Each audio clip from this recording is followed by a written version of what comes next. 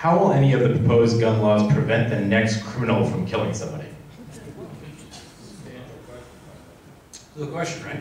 So let's be, and I said this in Manchester with some of those same people who were there. Let's be honest, I'm not sitting here telling you that the adoption of any of the laws that we're talking about here are going to guarantee that there's not another mass shooting. And I certainly know you're never going to reduce the number of gun crimes to zero. You're going to have laws, and people are still going to choose to break those laws. You can put a ban on the sale of assault weapons, and people are still going to find a way to sell and buy assault weapons. You can say that nobody can have a magazine of more than 10 rounds, and there are going to still be people that get their hands on it. Just like today, though we say that it is illegal for someone to go out and shoot somebody else, people still do it. We say it's illegal to break into your home, and people still do it. You're always going to have laws that people can choose to violate. But what we know is that when we put these laws on the books, the incidences drop. And what we let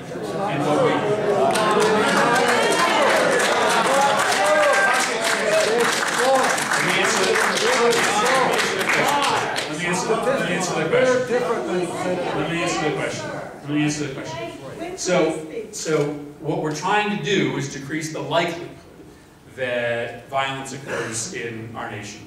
And so I'm to the point of the question, I'm not going to sit here and say that we are going to eliminate gun violence. But here's I'll give you, and I'm sure you'll shout at me on these statistics as well, but let me give you some statistics that I believe in. From when the assault weapons ban was put into place until it expired, over that period of time, crimes committed with assault weapons dropped by about 65% during that time.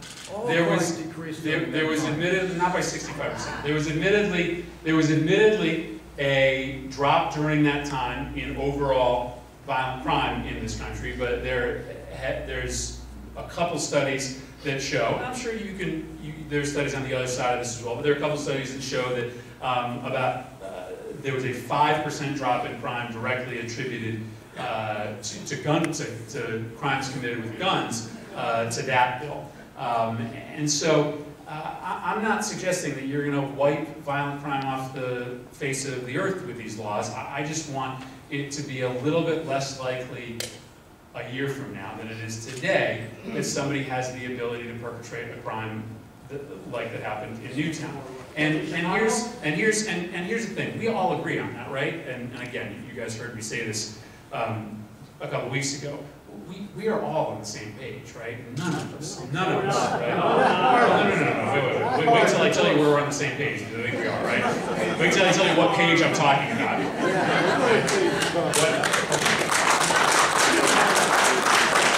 The page that I'm talking about is that we all don't want any family to go through what families are going through today in Newtown.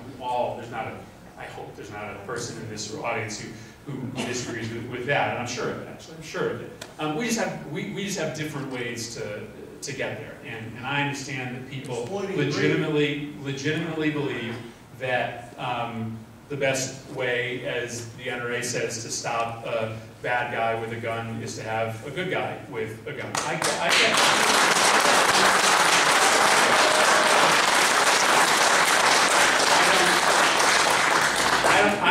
I don't agree with that, but I certainly believe